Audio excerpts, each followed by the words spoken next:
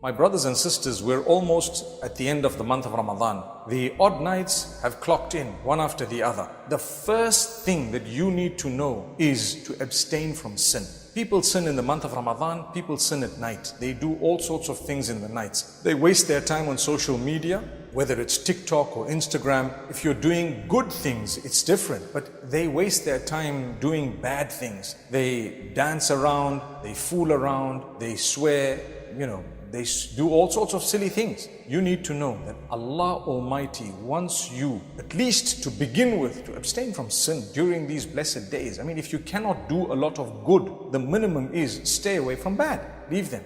And so anything that is a waste of time, cut it out. Promise Allah to cut out even your bad habits. Subhanallah. You know your bad habits. You know what exactly they are. What's the point of having these 10 nights every Ramadan? And we don't know, this might be our last one. Make the intention, oh Allah, help me. I've got this bad habit. Help me eradicate it. I am serious about it. If you've only achieved that by the last 10 nights of Ramadan, you are successful. But there is more to it than that. Recite some Quran. Now, many people say, I want to cover the whole Quran in one night. No, don't.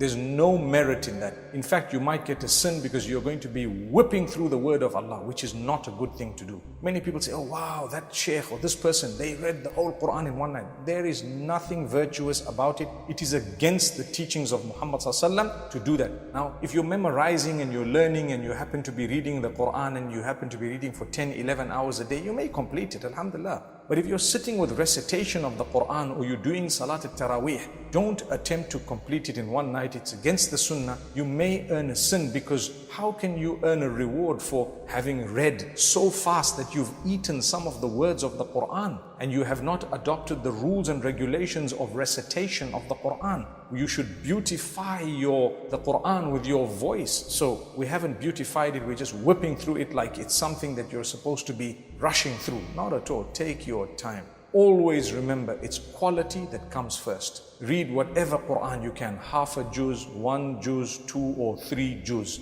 The way you recite should be melodious between you and Allah. Because on the Day of Judgment, you will be told to recite the Quran if you've memorized some of it. And you will only be able to read the way you were reading in this dunya. So if you were reading in the dunya in a way that was embarrassing, you're going to be embarrassed in the hereafter too. And if you read melodiously on that day between you and Allah, you will be reading melodiously, because that's what you used to do in the world. That's on the Day of Judgment. My brothers and sisters, a few more nights remaining.